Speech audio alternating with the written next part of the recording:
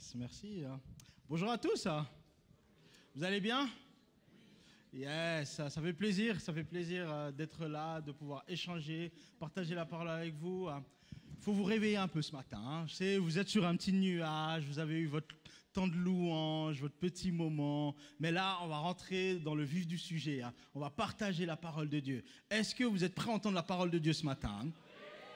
Vous savez, ce que j'aime dire, c'est que chaque fois qu'on va entendre la parole de Dieu, quand on ouvre notre Bible, on dit au Seigneur, parle-moi, parle à ma vie. Et ce que j'ai réalisé, c'est plus on lit la Bible, plus on se rend compte que c'est la parole qui est en train de nous lire, en fait. Plus vous lisez la parole de Dieu, plus vous êtes en train de vous rendre compte que c'est plus vous qui lisez le livre, mais le livre est en train de lire en vous. Est en train de démontrer à quel point vous êtes loin de la pensée de Dieu, à quel point vous êtes dysfonctionnel, à quel point par moment vous avez de la folie en vous. Et cette parole, elle est bonne, elle vous redresse. Et c'est ça que j'aime avec la parole de Dieu. Vous savez, on est sur cette thématique de servir. Dis à ton voisin, servir Dieu. Olivier a introduit un petit peu le service, Cyril en a parlé, d'ailleurs en parlant d'eux, ils vous envoient leurs salutations depuis Paris, donc ils sont à Paris en ce moment en train de visiter MLK, l'église Martin Luther King, donc ils nous font confiance, ils sont partis, je vous rassure, c'est pas quand le chat part, je vous rassure, on va essayer de faire les choses correctement, même en leur absence. Bon, en tout cas, si vous suivez le message, après, on vous envoie les salutations aussi de la part de toute l'Église. On continue sur cette thématique de servir Dieu. Et moi, ce matin, j'avais envie d'aborder un petit peu plus le sujet de pourquoi servir Dieu. C'est un petit peu la question qu'on peut se poser. Pourquoi servir Dieu? À quoi ça sert de servir Dieu? Quels sont les bénéfices de pouvoir servir Dieu en quelque sorte? Et Dieu est assez clair, il dit qu'à un moment donné, il mettra une séparation, une évidence entre ceux qui le servent et ceux qui ne le servent pas. Je promets, moi, ça fait depuis l'âge de 17 ans que j'ai officiellement, on va dire, accepté le Seigneur. Oui, je suis né dans une famille chrétienne, mais avant mes 17 ans, je n'étais pas chrétien. En tout cas, ma vie ne ressemblait pas à la vie d'un chrétien. Donc, c'est vraiment à 17 ans que j'ai choisi de faire de Jésus mon Seigneur et mon Sauveur personnel et de marcher comme Christ. Et je ne comprenais pas tellement le sens de ce verset, mais je réalise que cette séparation, elle se fait sur les années et sur la durée. Quand je prends conscience de où j'en suis aujourd'hui, et certains de mes amis avec qui j'ai commencé à l'âge de 17 ans, avec qui on a cheminé, où ils en sont, je vois que le Seigneur met clairement une séparation entre ceux qui le servent sincèrement et ceux qui ne le servent pas sincèrement. C'est des choses qui se marquent dans la durée. Et la question, c'est pourquoi servir Dieu? Dis à ton voisin, pourquoi servir Dieu? On va prendre quelques points qui vont mettre en évidence pourquoi servir Dieu. Premier point, servir Dieu, c'est prendre Jésus en exemple. Vous allez voir, il y a les slides qui vont défiler. Servir Dieu, c'est prendre Jésus en exemple. On nous dit dans Matthieu 20, 28, c'est ainsi que le Fils de l'homme est venu, non pour être servi, mais pour servir et donner sa vie en rançon pour beaucoup. Il faut se rendre compte d'une chose, les amis. Le service, ça n'a rien à voir avec votre statut social, vos positions, vos compétences, vos études, et ainsi de suite. Jésus, il aurait pu regarder à son statut. Roi des rois quand même, King of Kings, Seigneur des seigneurs. Quel titre? Je ne sais pas si quelqu'un a un titre plus élevé, qui lève la main. Si quelqu'un a un titre plus élevé, qui lève la main. Mais Jésus, malgré son titre, malgré qui il était, il a choisi de venir nous servir. Donc la première chose, si on sert, c'est parce que Jésus nous a montré l'exemple. Il nous a montré l'exemple de la vie humaine, c'est d'être au service des autres.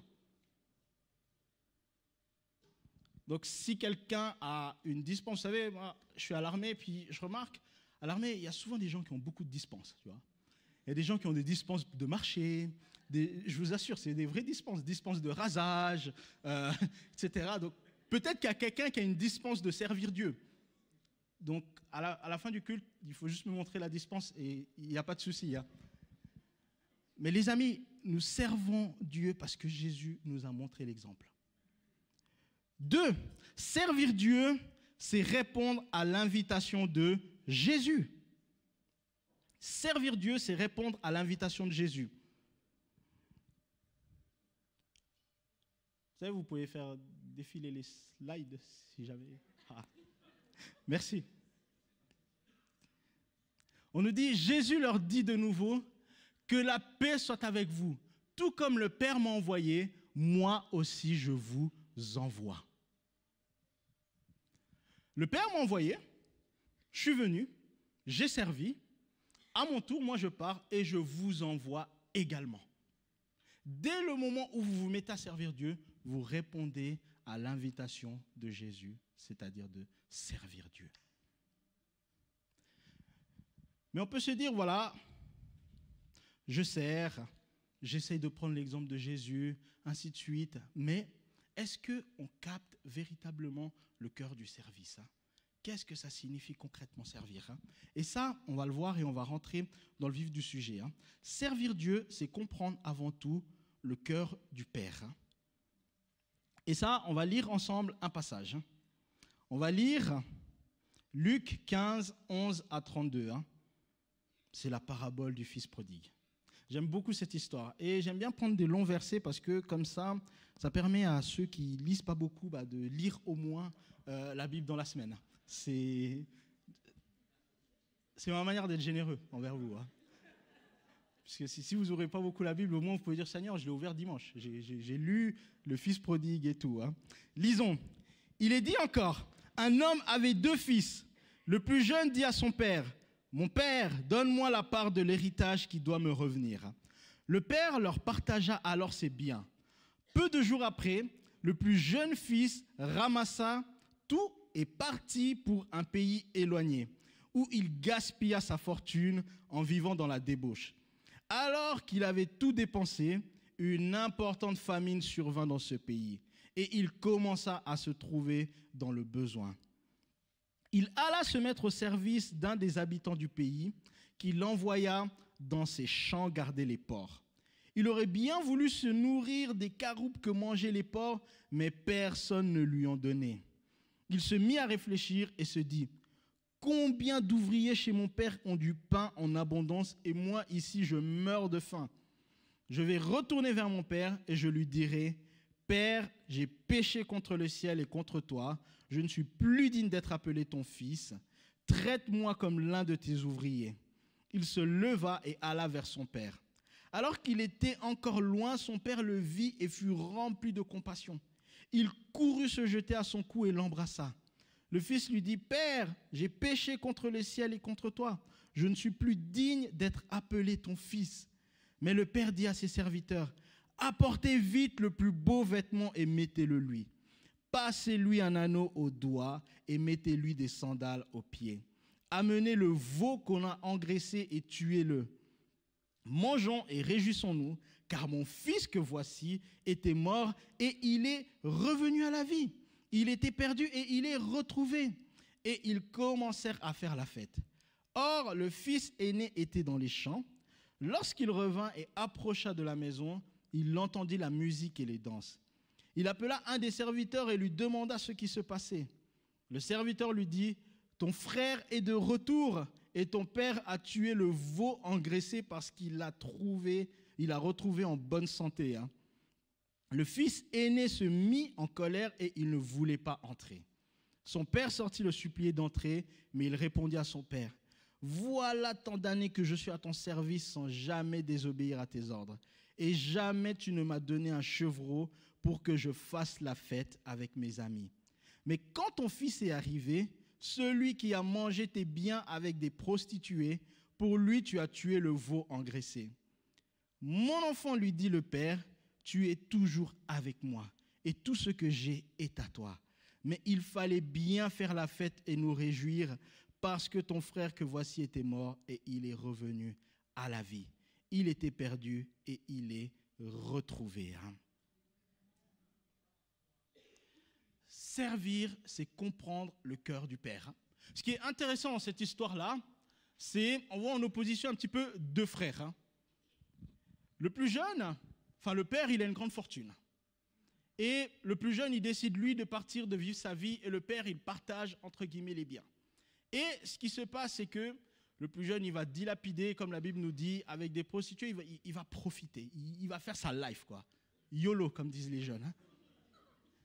Et ensuite, ce même personnage, ce même jeune, ce fils prodigue, il se rend compte que il a tout dépensé et qu'en plus, dans le pays où il est, il y a la misère, il y a la famine.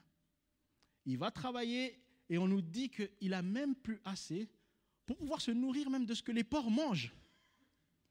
Donc, c'est-à-dire que les porcs sont même plus rassasiés que ce gars-là. Et il se dit, bon, les serviteurs et les ouvriers chez mon père, ils sont même mieux traités que moi dans ma situation-là. Mieux vaut que je retourne chez mon père et que je fasse preuve d'humilité. Hein. Au moment où il retourne, en tout cas, il y a quelque chose qui m'a frappé dans ce passage. Hein. On parle beaucoup du veau engraissé. Hein.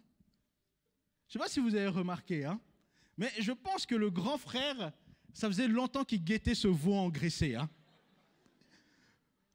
Parce qu'on nous dit, voilà, le père, il dit, il a fait tuer le veau engraissé. Le serviteur lui-même, je pense que tous les serviteurs, ils savaient que le frère, il guettait ce veau engraissé. Hein. Même pour le piquer, ils ont dit, tu sais quoi, ton frère, il est revenu, ton père, il a fait quoi? Il a tué le veau engraissé. Hein. Je pense que peut-être c'est ça qui l'a le plus mis en colère, hein, que le fait qu'on l'a fait une fête. Et là, on voit le grand frère, il ne veut pas retourner à la maison pour pouvoir célébrer. Hein. En fait, ce que je me suis rendu compte, c'est que depuis tout le temps que ce grand frère sert, il n'a jamais capté le cœur de son père. Hein. Il n'a pas capté que le cœur de son père était tourné vers celui qui est perdu. Hein. Parce que pour que le père voie que son fils est en train de revenir au loin, c'est que le père sortait chaque jour pour observer si son fils allait revenir. Hein. Et lui, il travaillait, il se donnait à fond, hein, mais il n'a pas capté que le cœur de son père était soucieux vers son petit frère qui est perdu. Hein. Imaginez si ce grand frère avait capté le cœur du père, hein, et il avait dit, papa, est-ce que tu me permets de juste arrêter les tâches et les responsabilités que j'ai là et d'aller à la recherche de mon petit frère qui est perdu. Hein. Imaginez si ce grand frère était allé à la recherche, il voyait son petit frère encore moins bien nourri que les porcs, qui le prenait avec, il disait, mais tu n'as pas à être dans cette situation, viens avec moi. Et si le père sortait et il voyait son fils aîné et son jeune fils revenir à la maison, à combien plus forte raison aurait été la joie du père, hein? À combien plus forte raison la fête aurait été encore plus grande? Les amis, vous pouvez servir dans l'église, vous pouvez servir sans jamais capter le cœur du Père. Le cœur du Père est tourné vers les perdus, les amis. Hein. Vous savez, des fois, on est tellement préoccupé. Oh, allez, je fais la louange, allez, je prêche, allez, je m'occupe des jeunes, je fais tout ça. Et on n'est plus du tout préoccupé par les perdus. On n'est plus du tout préoccupé par ceux qui sont dehors. Et l'évangélisation, c'est que les personnes d'origine africaine et les latinos qui vont le faire. Je dis la vérité. Mais je ne vous mens pas. On n'est plus du tout préoccupé. On n'est plus préoccupé par les perdus, les amis. Hein. Parce qu'on n'a pas capté le cœur du Père. Le cœur du Père est tourné vers les perdus. Et c'est assez fou, je me dis, mais comment tu as pu servir ton Père pendant toutes ces années et ne pas réaliser que ton Père était soucieux envers ton petit frère? Et parfois, on peut être dans cette position. Parfois, on peut totalement oublier. Hein. Servir Dieu, c'est comprendre le cœur du Père. Autre point. Servir Dieu peut se faire dans la chair ou dans l'esprit. Je vais un petit peu vous choquer. Mais servir Dieu peut se faire dans la chair ou dans l'esprit. On va lire les passages qui s'affichent ici. Les œuvres de la nature humaine sont évidentes. Ce sont l'adultère, l'immoralité sexuelle, l'impureté, la débauche, l'idolâtrie, la magie, les haines, les querelles, les jalousies, les colères, les rivalités, les divisions, les sectes, l'envie, les meurtres, l'ivrognerie, les excès de table et les choses semblables. Je vous préviens, comme je l'ai déjà fait, ceux qui ont de tels comportements n'hériteront pas du royaume de Dieu. Hein. Mais le fruit de l'esprit, c'est l'amour, la joie, la paix, la patience, la bonté, la bienveillance, la foi, la douceur, la maîtrise de soi. Contre de telles attitudes, il n'y a pas de loi. Ceux qui appartiennent à Jésus-Christ ont crucifié leur nature propre avec ses passions et ses désirs. Si nous vivons par l'esprit, laissons-nous aussi conduire par l'esprit. Ne soyons pas vaniteux en nous provoquant les uns les autres, en nous portant envie les uns aux autres. Vous pouvez servir Dieu soit dans la chair, soit dans l'esprit, les amis. Et les éléments qui sont mentionnés nous montrent que parfois nous servons Dieu de manière humaine, avec notre nature humaine, et non plus de manière spirituelle. Il nous dit, lorsque nous servons de manière humaine, vous savez, ce qu'on ne réalise pas, c'est, quand on parle de porter du fruit, il faut savoir une chose, nous portons constamment du fruit. Mais le problème, c'est, est-ce que notre fruit est comestible ou il n'est pas comestible? Dans la nature, il y a des fruits, mais il y a des fruits que si vous mangez, ce n'est pas comestible. Et il y a des fruits qui sont comestibles. Parfois, vous portez des fruits, mais est-ce que les fruits que vous portez sont-ils comestibles? Et nous pouvons porter des fruits d'ordre charnel, d'ordre humain. Et ça, c'est lorsque on cherche à s'appuyer sur notre intelligence, sur nos compétences pour pouvoir servir Dieu. Lorsque nous commençons à regarder à ce qui frappe nos yeux. Vous savez, dans le groupe Alive, moi je leur ai toujours dit, les amis, votre passé, vos compétences, tout ça, ça ne m'intéresse pas. Ce qui m'intéresse, c'est ce que Dieu me dit à votre sujet. C'est tout. C'est la seule chose qui m'intéresse. Moi, je vais prier pour que Dieu me révèle ce qu'il veut faire dans votre vie. Vous aussi, priez pour que Dieu vous révèle ce qu'il veut faire dans votre vie. Et nous allons nous aligner sur ce que Dieu dit. Indépendamment que vous ayez eu des relations hors mariage, indépendamment que vous ayez fait ceci ou cela, cela ne m'intéresse pas. Ce qui m'intéresse, c'est ce que Dieu veut pour vous. Et je vais à chaque fois vous orienter sur ce que Dieu m'a dit, pas autre chose. Et c'est là où parfois vient le problème, c'est qu'on va souvent se focaliser sur les compétences des gens. Ah, il a fait des études d'informaticien, ingénieur. Oh, il faut le mettre à la technique, lui. Oh, il parle bien, il s'exprime bien. MC, elle chante bien. Louange. Ah, bon. Les Africains, c'est vrai que les Africains, pour l'organisation, c'est pas trop ça, bon. Responsable de l'Église, on ne va pas aller dans ce domaine-là et tout. Mais les amis, vous rigolez, mais c'est des choses véridiques qui se passent dans l'Église. C'est des choses véridiques sur lesquelles on s'appuie, sur des éléments qui sont charnels et non plus spirituels. La vérité, c'est que quand on a demandé dans le livre des Actes des Apôtres de mettre des gens en service, c'était quoi le critère? De sortir de l'université de Bethléem? C'était trouver parmi le peuple des gens qui sont remplis de l'esprit.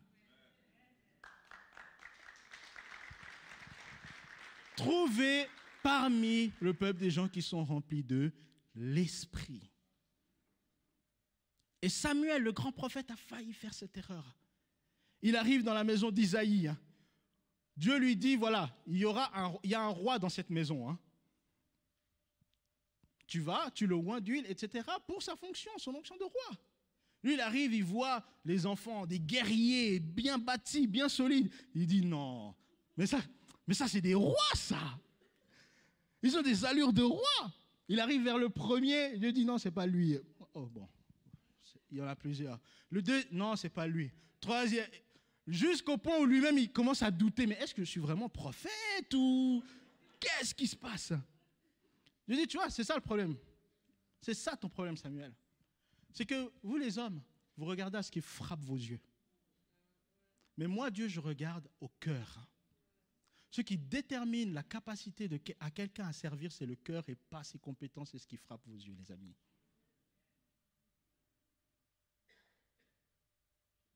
Regardez cette femme qui a eu 5 maris, et même le 5e, ce n'était pas le sien.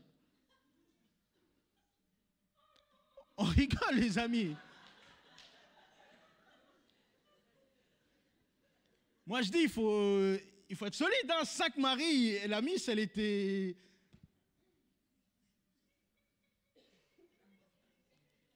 Cinq maris. Celle que personne, elle devait aller puiser de l'eau toute seule parce que plus personne ne voulait, entre guillemets, s'entretenir avec elle. Celle qui était seule, celle qui n'avait plus de compagnie, celle qui n'avait plus d'amis, celle qui était rejetée de la société, celle qui était cachée, hein, devient en un instant, en rencontrant Jésus, hein, la plus grande évangéliste de son village. Jésus, il n'a pas dit, ah, bon, ton histoire là des 5 maris, c'est compliqué. Écoute, repens-toi, convertis-toi, nettoie un peu le village, range un peu les chaises, et après tu pourras devenir évangéliste. C'est pas ce que Jésus a fait. Mais pourtant, bien souvent, c'est ce que nous faisons. Allez, convertis-toi, renonce un peu à tes péchés, range un peu les chaises de l'église, et puis peut-être après, tu pourras faire MC. Mais c'est pas ce que Jésus a fait, les amis. Je vous dis, ne faisons pas autre chose que le Maître lui-même n'a pas fait. Hein.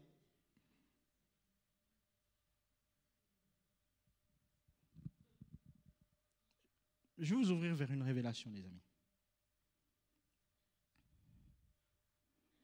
Vous avez ce moment où Pierre, à plusieurs reprises, il va prendre conscience de la grâce de Dieu. L'une des premières fois, il va être dans le bateau. Il va y avoir cette pêche miraculeuse. Il dit, ok, sur ta parole, je jetterai ce filet. Il jette le filet, il voit les poissons, mais le mec, il est choqué, quoi. Et ce qui est frappant, c'est ce qu'il va dire. Il va dire quoi, Seigneur? Il va dire, Seigneur, éloigne-toi de moi, parce que je suis un homme pécheur. Qu'est-ce qui est venu en premier? La repentance ou la grâce de Dieu? Dieu a d'abord fait preuve de grâce envers Pierre, et c'est ce qui a conduit Pierre à se repentir. La grâce de Dieu conduit toujours à la repentance. Plus vous expérimentez la grâce de Dieu, plus vous allez expérimenter la repentance. Le problème est qu'on lutte avec la repentance, le péché, etc., parce qu'en vrai, on ne fait plus assez l'expérience de la grâce de Dieu. Même nous, les uns envers les autres, entre frères, on ne fait plus assez preuve de grâce les uns envers les autres. Moi, j'ai une devise. Moi, je dis toujours, perso, je préfère quelqu'un qui, sur scène, en public, fait une erreur devant tout le monde. Parce que s'il fait une erreur devant tout le monde, ça met en lumière à quel point l'Église est gracieuse ou pas. Si on est tous là, le lapider, ça montre à quel point on fait preuve de grâce. Mais si on est tous compréhensifs, aimants et pardonnants et compréhensifs, ça montre à quel point l'Église est gracieuse. Je préférais toujours que quelqu'un fasse une grande erreur devant tout le monde que de vouloir camoufler, vouloir cacher les erreurs, les amis.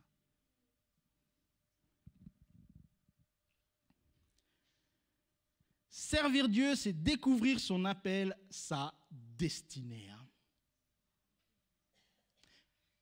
Et on le voit dans Éphésiens 4, 11 à 16. C'est lui qui a donné les uns comme apôtres, les autres comme prophètes, les autres comme évangélistes, les autres comme bergers et enseignants. Il l'a fait pour former les saints aux tâches du service en vue de l'édification du corps de Christ. Jusqu'à ce que nous parvenions tous à l'unité de la foi et de la connaissance du Fils de Dieu, à la maturité de l'adulte, à la mesure de la stature parfaite de Christ. Ainsi, nous ne serons plus des petits enfants ballottés et emportés par tout vent de doctrine, par la ruse des hommes et leur habileté dans les manœuvres d'égarement. Mais, en disant la vérité dans l'amour, nous grandirons à tout point de vue vers celui qui est la tête, Christ. C'est de lui que le corps tout entier, bien coordonné et solidement uni, grâce aux articulations dont il est muni, tire sa croissance en fonction de l'activité qui convient à chacune des parties et s'édifie lui-même dans l'amour. Ça ressemble à du charabia, mais je vais décortiquer ça. Paul est en train de nous dire que c'est Christ qui a donné les uns comme apôtres, prophètes, évangélistes, bergers et enseignants. C'est Christ qui a établi les 5 ministères. Mais dans quel but ? Pas dans le but où le pasteur vient, se dandine, c'est moi le pasteur de l'église, c'est moi le boss, etc. Pas pour que le prophète vienne et qu'il dise « Oh mon frère, je vois que tu as ça dans la poche, tout ça, etc. » Ce n'est pas dans cet objectif-là, les amis. Il l'a fait pour former les saints aux tâches du service. Ça veut dire que les ministères sont ce qu'on appelle des coachs, des entraîneurs. Pour que chacun d'entre nous, on soit équipé et formé au service. Ça veut dire que ce n'est pas le pasteur qui doit, entre guillemets, encadrer toutes les brebis de l'église. Le pasteur déverse un cœur de berger pour que chacun de nous, on devienne aussi des bergers. Le prophète déverse un cœur prophétique pour que chacun de nous, on prophétise. L'enseignant déverse un cœur d'enseignant pour que chacun de nous, on soit propre à l'enseignement. L'évangéliste déverse un cœur d'évangéliste pour que chacun de nous, on soit propre à évangéliser. Ce sont tout simplement des coachs. Moi, j'ai fait du foot. Et le coach, il m'a appris à faire des passes. Pour que quand je sois en match sur le terrain, je sache faire une passe. Après, quand j'étais à Xavax, on avait des spécifiques. On avait des coachs spécifiés pour les attaquants. Celui-ci, il m'a appris à faire un contrôle poitrine, en bas, frappe au but. On m'a tout simplement entraîné au vu du service. Les ministères nous entraînent au vu du service. Et il faut prendre conscience que le service, il ne s'agit pas simplement du centre de vie, les amis. Parce que sinon, ça voudrait dire que vous servez 2 heures par semaine le dimanche. Le service, c'est là dehors. C'est dans vos écoles, dans vos lieux de travail, dans votre voisinage. C'est là le lieu du service. Ici, c'est le centre d'entraînement.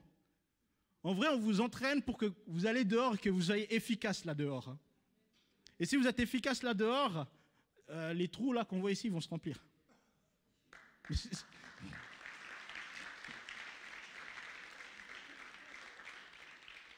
Les amis, c'est la réalité. Et il continue, il dit,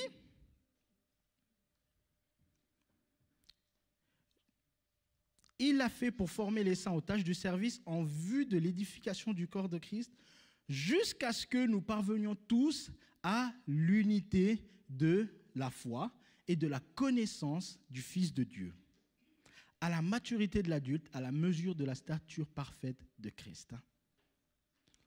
Nous sommes là pour parvenir à une seule et même unité de foi. Comment est-ce que je peux imaginer l'unité ? Vous savez, on peut dire je suis uni, on est unis, etc. Prenez les musiciens. Pendant qu'ils jouent, ils doivent être unis et en harmonie. Imaginez un, il joue en la et l'autre il joue en sol, l'autre il joue en fa et ainsi de suite. Le problème n'est pas, est-ce qu'ils ont envie de jouer ? Oui, ils ont envie de jouer. Est-ce qu'ils ont envie de louer Dieu ? Oui, ils ont envie de louer Dieu.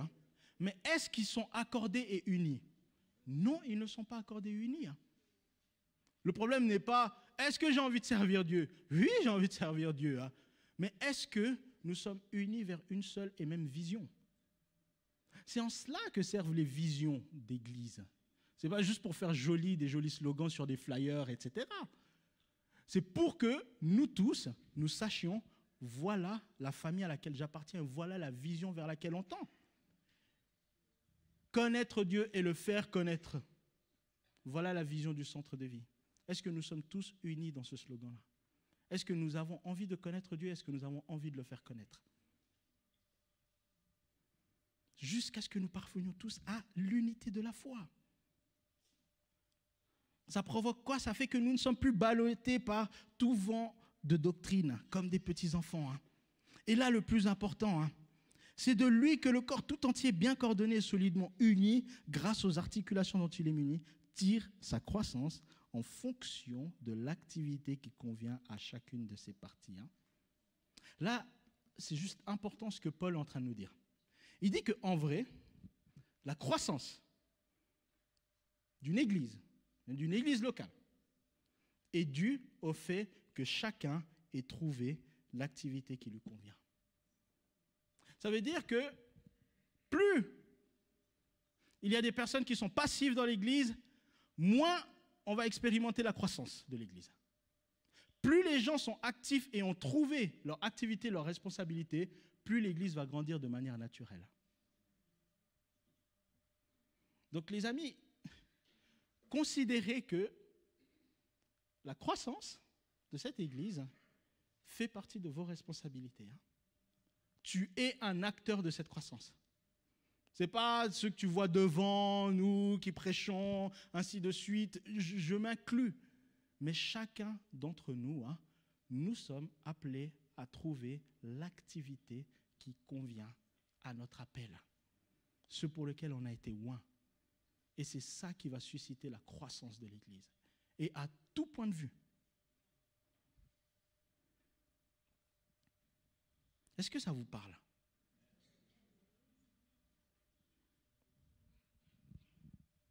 Pour conclure, pour moi, si vous deviez retenir 3 points de ce message, ça serait 1.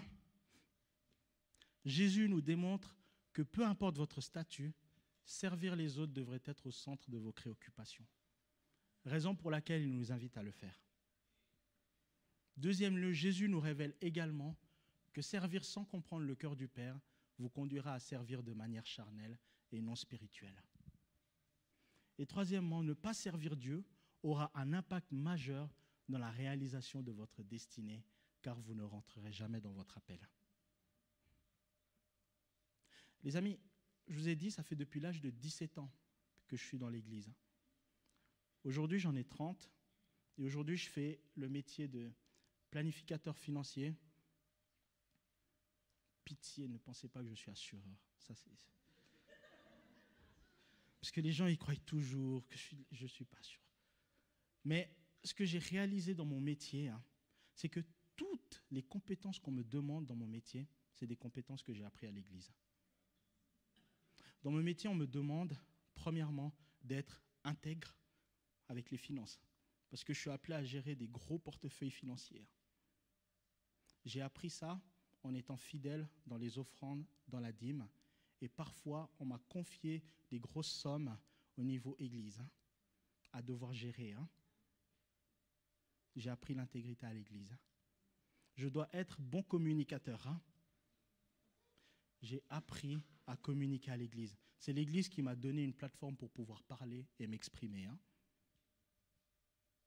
On me demande d'être à l'écoute de mes clients, de comprendre leurs besoins. J'ai appris en écoutant chacun de mes jeunes à comprendre leurs besoins et en les orientant.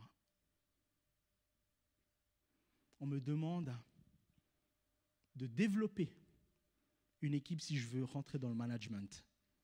Et vu que j'ai le souhait de rentrer dans le management, on me demande des compétences de cadre, de leader, ainsi de suite. J'ai appris en leadant et en encadrant des groupes de jeunes. Et vous savez, toutes ces compétences font que ça fait à peine quelques mois que je suis dans ce métier, mais je me distingue. Mes camarades, je vous ai déjà raconté à Kinshasa comment les gens ils vous adulent là-bas. À mon travail, c'est Kinshasa, quoi. Je vous assure. Bon, on me surnomme, oh la machine, quand on me présente, ah ouais, lui, c'est un exemple à suivre, et ça te valorise. Mais je réalise que tout ça, je l'ai appris à l'église. Hein. Et parfois, je ne voyais pas le sens du service que je faisais. Je ne voyais pas toujours le sens. Hein. Vous pouvez demander à Bertrand, parfois, on devait ranger des chaises, faire des choses, et ainsi de suite, on ne comprenait pas quel était le sens. Hein. Mais en fait, Dieu était en train de nous apprendre à discipliner notre cœur face au service. Ce que vous faites aujourd'hui, les amis, dans le service, vous prépare à votre appel de demain. Ce que vous investissez aujourd'hui, ce que vous êtes en train d'investir aujourd'hui vous prépare à votre appel de demain. Il y a 13 ans, je ne savais pas que Dieu m'appelait à une telle responsabilité dans les finances. Mais pourtant, j'ai fait étape par étape et avec toute la passion que Dieu m'a donnée. Donc les amis, ne négligez pas le service et ce que vous êtes en train de faire aujourd'hui. Si vous n'investissez rien aujourd'hui, vous n'investissez rien pour votre appel. Soyez bénis au nom de Jésus.